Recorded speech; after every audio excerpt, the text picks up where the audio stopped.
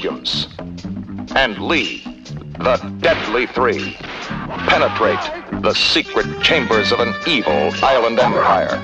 What do you know about Han? He lives like a king on that island, totally self-sufficient.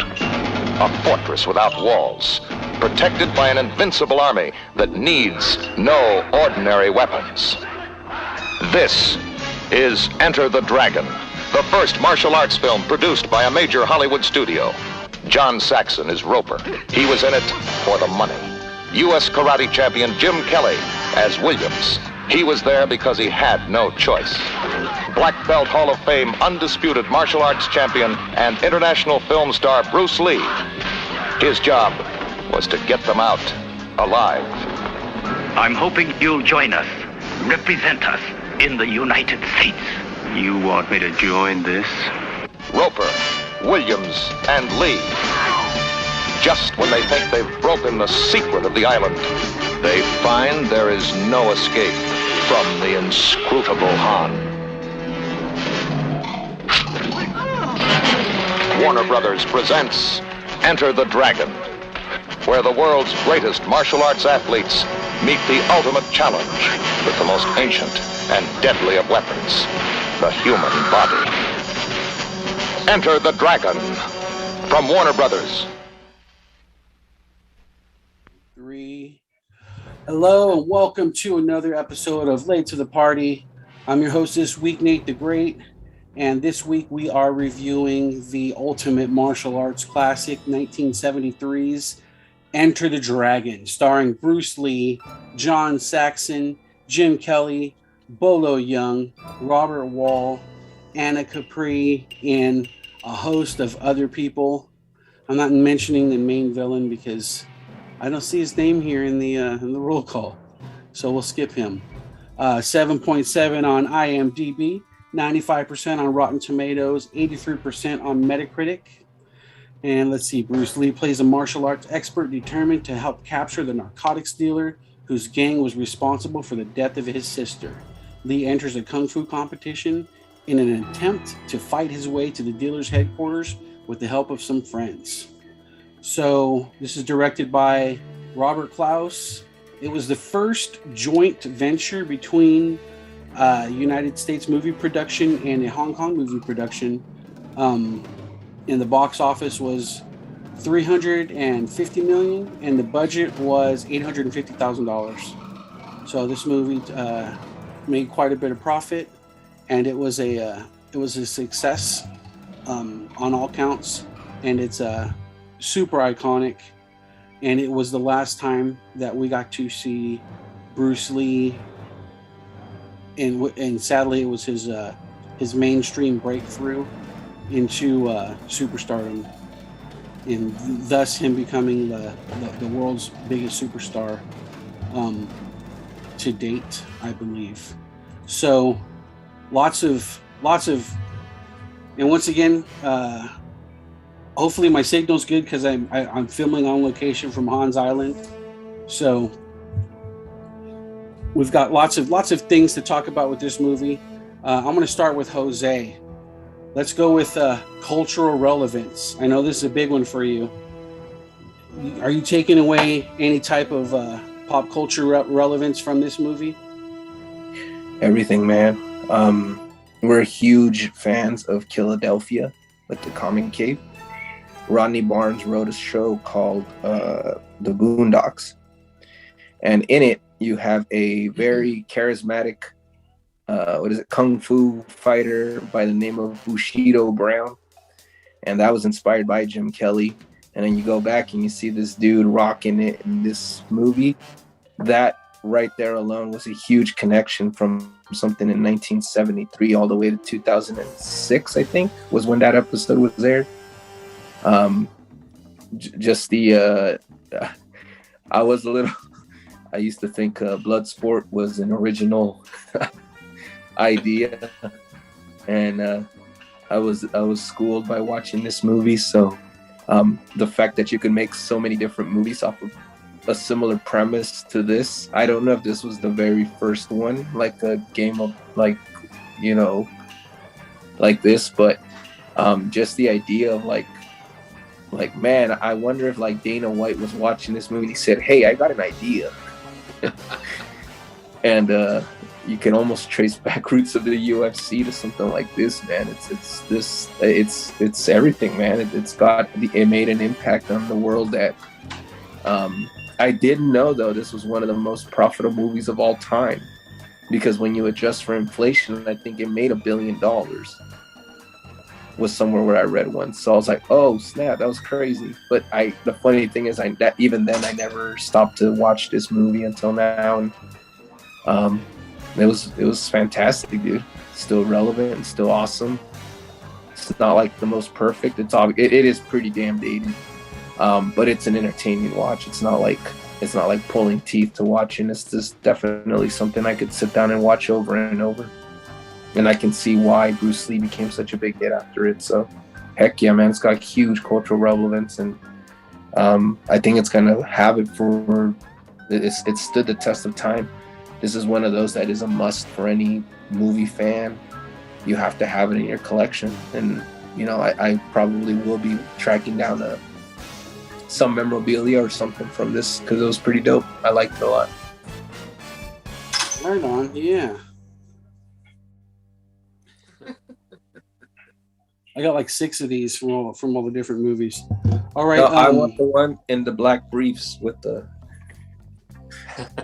You guys remember Josh had brought a movie to us, which was Conan the Barbarian.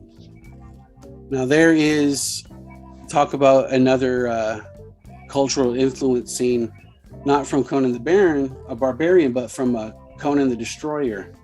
And Josh, do you know what scene I'm talking about? Yeah, the mirror scene. I was thinking that exact same thing, that in Conan the Destroyer, Conan fights the wizard Tathamon in his crystal palace on the lake. And there's a mirror scene where he's trying to figure out how to defeat Tathamon. And I got that same vibe off of seeing the fight scene between Bruce Lee and Han toward the end of the film, when they're in his like mirrored chamber. And I had to sit back for just a second and like think like, oh, which one was first? And so clearly Conan the Destroyer was borrowing heavily off of Bruce Lee for this. For sure. Yeah, I knew I asked you that question blind. I knew you were going to know the name of the wizard Tathamon in the palace. Like, that's such a Josh question. All right, let's see. This one's for Lego. Lego, as our resident artist, what parallels do you draw between, let's say, painting, sculpting, and that type of art, and in martial arts?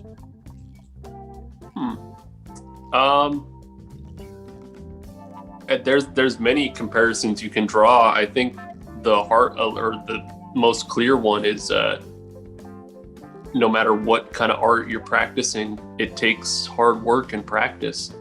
You can be a strong guy who throws a good punch, just like you can be a guy who draws a good face. But if you don't put in the work, you'll never be great at doing either of those things. And I do see martial arts as an art form. There's so much coordination that it takes, and patience and perseverance to get to a point where you can actually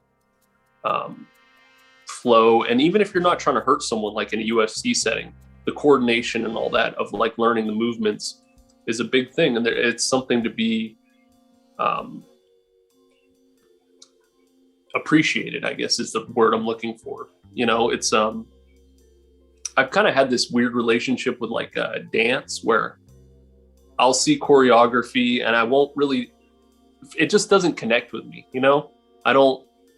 I have a really hard time seeing it as art. But I don't necessarily see martial arts that way, in the same way that I see dance. So maybe that's a connection to help me bridge that gap. Martial arts is useful. Like, if we enter Walking Dead times, ballet ain't gonna save you. Isaac, our resident funny man from our Collection Connection show in the Comic Cave, Did you have any moments that made you laugh during this movie? Did you have anything that got you wisecracking, or anything that was activating your funny bone? Man, you straight out of a comic book, man. That right there, that line was like, fuck yeah. I've loved that line since the first time I heard it. But this movie's great, dude. The funny thing was the chicks throwing the daggers at the apples and everybody catching it, and then that one that was so funny. But yeah, other than that, great movie, dude. I love this movie. Every time I watch it, I always remember how great this movie is, and I can't believe this was Jose's first time and him thinking Bloodsport was an original thought. Shame on you. Did anybody else notice Isaac's cameo where he's making bets with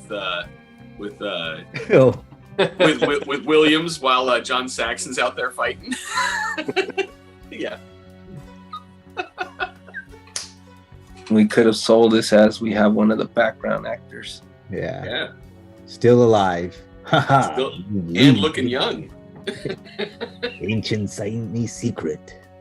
All right, so we've got the parts of the movie that were added in after the original release are kind of like Bruce Lee's personal philosophy portions, like when he is talking to the kid about the finger pointing to the moon, and when he meets the master and the master's talking to him about what the ultimate style is, which he says it's to have no style at all. And your exponent, your opponent expands, you contract, they contract, you expand, and eventually when they make their move, you don't hit them, it hits all by itself. You guys have anything? Did you guys feel like you gained any sort of insight? Because those portions of the movie weren't necessarily pertinent to the vengeance of his sister getting killed, or stopping drugs on the island or anything, but it was more of like a backdoor into Bruce Lee's philosophy, as far as, because he was a philosophy major. He's an author. He wrote books about the philosophy of martial arts, and just books on how to live your life as a martial artist, even if you don't practice any, even if it isn't incorporated as physical. It's how to be a martial artist and live your life mentally. Did you guys get anything from any of those portions of the movie, or am I just reaching for nunchucks in the sky?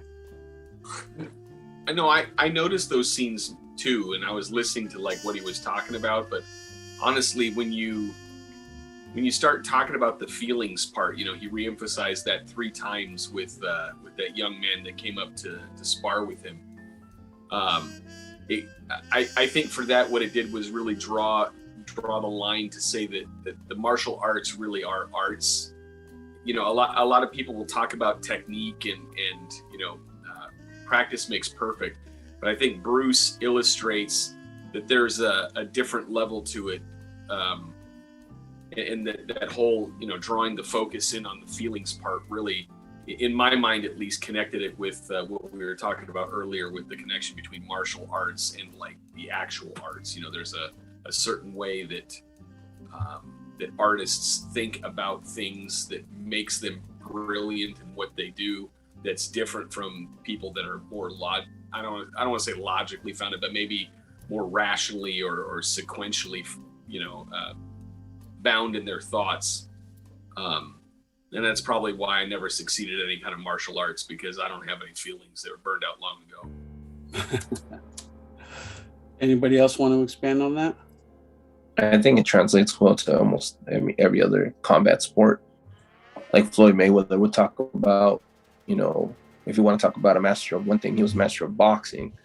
People hate on the dude, but his technique and everything he knows, he always talked about, if you can get your opponent frustrated, get them to get all emotional, they're going to start making mistakes. And it's like, it isn't always about capitalizing on their mistakes. Like a good fighter will capitalize off of another person's mistake, but a great fighter will make you make mistakes. And hearing him talk like that, and then hearing Bruce Lee, it's like, yes, there's an aspect where it applies to combat sports, but it is, part of it is also life. Just controlling your emotions, basically just controlling yourself. Don't make rash decisions based off of an emotion, but think it through, breathe. I've heard him speak before, even though I haven't seen all of his works. I've heard him speak, and I've read some stuff that he's written. So it's yeah, you're right. It gets really philosophical, and I think which is interesting, Nate, because you always say, like, like when it comes to someone like Bruce Lee, he speaks in a way that it's like, obviously he means there's so many different ways that you can interpret it, and it's almost poetic. So I like those little breaks in the movie. I didn't realize that they were added in after. It did kind of seem like, okay, what, like a little bit out of, I won't say out of place. It was just like, oh, okay. But now that you said they were added after the movie was wrapped up, they added them as extras. Well, is that what you were saying? They put them into any releases after, I want to say like the 80s or something like that. But originally, okay, they didn't have those portions in the movie. In fact, if you watch the DVD, the original DVD, like if you got the VHS release, they didn't have them in there. But then when the DVD version came out, there's a like a foreword by Linda, his widow, talking about them adding these portions of the movie and how it would have been very important to Bruce to have these parts in the movie. So it was just cool, and I really liked it, and I thought it was special, especially because my Blu-ray wasn't playing. I had like an error on it, so I had to grab my DVD out, and I had to watch that forward before I saw the movie, and it reminded me that, like if you get it streaming or you see it anywhere, those things are in the movie now. They don't have that movie out without that portion added to it, and I think that was a great homage to him. So we talked about, we got the art, we got the philosophy. All right, let's talk about favorite scenes, and then we'll get into the buckets. Lego, got a favorite scene in this movie? Yeah, we touched on it briefly, but I really liked the mirror scene. I think that was probably one of the most visually interesting things I've seen done in film. It was really sick, especially because juxtaposed against the rest of the movie, they didn't do a whole lot with the camera. I don't feel for me anyway, I felt like the martial arts was the star of the show, 100%. It wasn't crazy camera work. It wasn't gorgeous sets, because the sets weren't gorgeous. It was the martial arts. And in that last scene with the mirrors and all that, I felt like I could see them doing a little bit more. Yeah, and I really liked that. I thought that was a really cool way to end it, and it actually felt like a little bit bigger and more grandiose, and especially that's what you want as your final, boss fight. So that was cool. I thought that was really well done. Right on. Isaac? I was gonna say that scene too, but he took it. So I'm gonna take the scene where he's fighting all the henchmen underground, and he's just fighting one dude, 5 dudes after the other, and he goes from every single different martial arts, from his hands to the sticks to the fucking broomsticks to the broken nunchucks. Everything he had at his disposal, and he was kicking ass and taking names, and just it was wild. Only for him to get caught, and he's like, your kung fu is fantastic. It was good. It was a fantastic scene right there next to that mirror scene, because I always find it fascinating that in those mirror scenes you don't see the cameras, and they have that trick that they do where you don't see the camera. But fantastic film. Yeah, it's hard, right? It's hard to have that whole thing go and not have the cameras going. So that's amazing. Josh? Well, it's hard to narrow one down because pretty much every scene with John Saxon is amazing. I like you to single out the white guy. Well, look. Let's be honest. First of all, the guy travels in style, so that's number one. Number two, he beats Bolo Young, right? Number three, he doesn't go for any of the prostitutes that are brought in. He goes for the madam because he's a baller like that. Number four, even though he watches his friend die, he still turns the bad guy down, saying that I got my limits. Really, in this movie, John Saxon is the hero. Let's just be honest about it. And ironically, one of my favorite scenes in the film is a scene that has him in it, and it's where Han is kind of trying to take him through his operation and show him and like kind of convince him like everything is dynamite. But they go through this like museum room where one of the later fight scenes take place, and there's like a set of displays where it has all these different kinds of hands, right? There's metal hands, gold hands, like bear claws. You have that knife set that he eventually wears. It's kind of like a foreshadowing. And at the end of it is that skeletal hand. John Saxon's like, well, what's this one? He says something like, oh, it's a souvenir or something like that. But you get this idea that, that's Han's hand itself. And really that scene, that whole sequence right there, we talk about how Enter the Dragon has so much forward influence in so many different films. But one of the things that I picked up on it watching it this time is that I got the impression that Enter the Dragon took a lot from James Bond films. I mean, Han is your atypical James Bond villain. He's on this remote island. He's got his little private army. He's very eccentric. He's got the jacked up hand and all this kind of stuff. That's an astute observation for sure. I got all of that impression going on with John Saxon. So there you go. Don't forget about the cat. Yeah, there's a cat guillotine too, right? That's right. And John Saxon shows how much of a good guy he is that he saves the cat. Yeah, then he goes on to take out Freddy Krueger. So, Jose?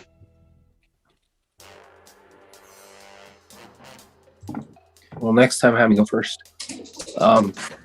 Because they took all my favorite scenes. It was initially going to be the mirror scene for the same reasons that Lego named off, but after that, it was actually going to be the whole display of the hand scene, just because it reminded me of Odin's trophy room in Thor. With the Infinity Gauntlet at the end, it's a fake. When they knock it over, and it's all the different little hands. And yeah, other than that, I don't know, nothing else to add. I mean, it's kind of like these dudes said. It's crazy because it just hit me right now that first of all that observation of it being a Bond film. I was like, oh wait, that's true. But also it wasn't a really pretty movie. So it was pretty, it was. Yeah, Lego hit it. The martial arts with the star. Yeah, and so that's why I really enjoyed that mirror scene. So I'm just gonna piggyback on that since I went last and they took all the good stuff. So, but that was my favorite one as well. I thought that was cool. And then I was actually, when I was watching, I was kind of tilted. I was they must have effed up somewhere. I'm gonna see a camera. I didn't see a single one. So I was like, all right, kudos to them in 1973 for pulling it off without CGI. Right, that was amazing. There's a couple scenes that the cobra that they have, that when Bruce Lee goes down into the underground where the heroin is happening and whatnot, and he moves the planner to get into the entryway to get down into the underground. He gets that cobra and he puts it in a sack and he throws it into the boot to those guys before he calls Mr. Braithwaite with the Morse code? Telegraph machine. Telegraph machine. There we go. the Cobra, it was devenomized, but the Cobra actually bit Bruce Lee during the filming of this movie, and that's a fun fact of the movie. And also, when Bob Wall grabs the two glass bottles and cracks them into each other and starts fighting them, if you notice, he has a glass in his hands, and Bruce Lee kicks one of his hands, and then he just throws them both to the side, like almost like wow. Because when they were initially, Bob cut Bruce Lee on accident during the glass fighting scene, so it kind of got like de-escalated when they were doing that. So those are two scenes that it makes me wonder what they would have been if they were to hold up. So fun movie. I'm glad we were able to watch it together, and these are the good ones to host because it makes me think about questions and ask people based on what their own skill sets are pertaining to the film. I think this is a new level a previous level that we had with the show that kind of fell off when we were watching fucking Bad Santa. So let's roll to the buckets. We'll start with Josh. What are your thoughts?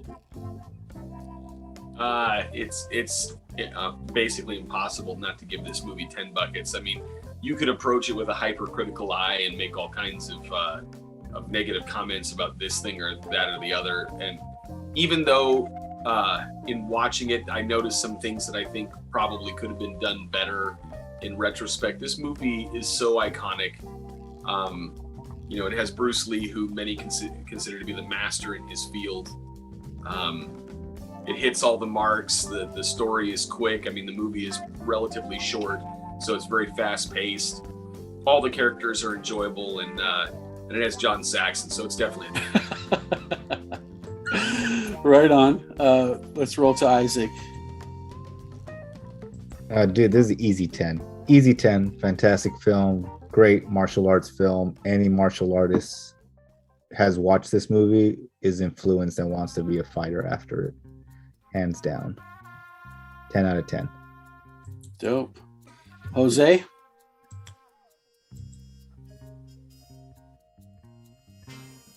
It's a yes.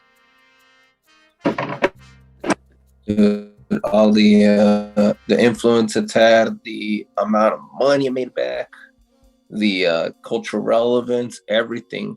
And it's like Josh said, man, you can be nitpicky as much as you want, but there is no denying the impact that this movie had on the world, man. Like it's a worldwide phenomenon. It's like there's no doubting it. So I'm not going to be the one guy that sits on YouTube saying this isn't a perfect movie and then get my ass beat when I walk down the street, Bruce Lee style. So I'm going to give it a 10 out of 10. All right, Lego. I hate to sound like a broken record, guys, but it's a 10 out of 10, no doubt. There are problems with the way it's filmed, but it's too iconic not to give it a 10. It's too well acted. It's too like there's a reason why it had such a huge influence, and like the influence can't be overstated.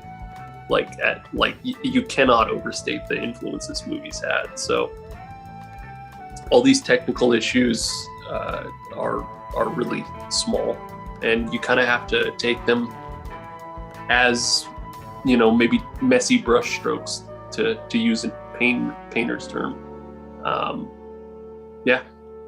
10 out of 10.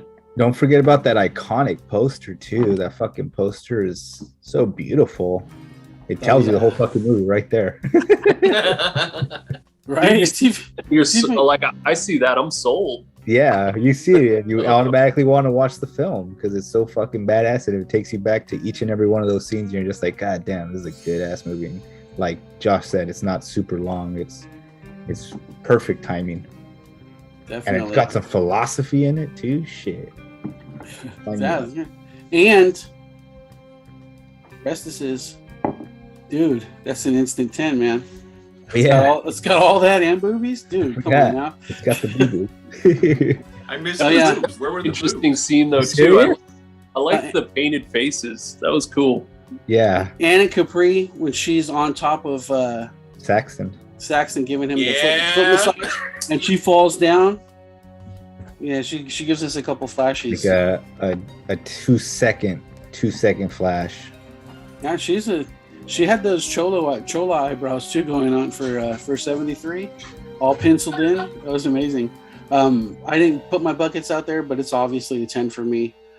This movie, like, I don't know, changed my life. It always does. It always will. And I have times where I always cycle back to it. You know, like you get a favorite band, you listen to their stuff, and you just get really deep into it. And all of a sudden, you just kind of you cycle to another band that you love. And I always cycle back to Bruce Lee. It's just a tremendous influence and impact on my life. And when I was scrolling through Facebook the other day when I was thinking about hosting this, and I saw like one of those things about like if you could sit down and talk to anybody right now, dead or alive, who would it be? And you know, my first instinct is always to talk to Jesus, but I always run through like my top 5, and Bruce is always in there. So, you know, I can't understate the personal influence for me. So, that being said, we're going to be rolling to Liz next week because it should have been her this week, but she was not able to make it. So we're going to be doing Silverado next week. For us all, we'll be watching that one. And I hope that Liz is as passionate about Silverado as I was about Enter the Dragon. I hope you guys all. What's that? I said, get ready. She loves that movie. Oh, right on. It'll be the next Cutthroat Island. No, better than Cutthroat Island. Okay. Yeah, I haven't seen it. Like a lot of the ones that Liz picks, I haven't seen before. So, Jose, I'm glad that we were able to get you to watch this movie because, you know, it's an American experience for sure. So, Yeah. for Damn Americans stealing ideas from foreigners. Bruce Lee's American, dude. For Late to the Party. Dang Americans. See you next week.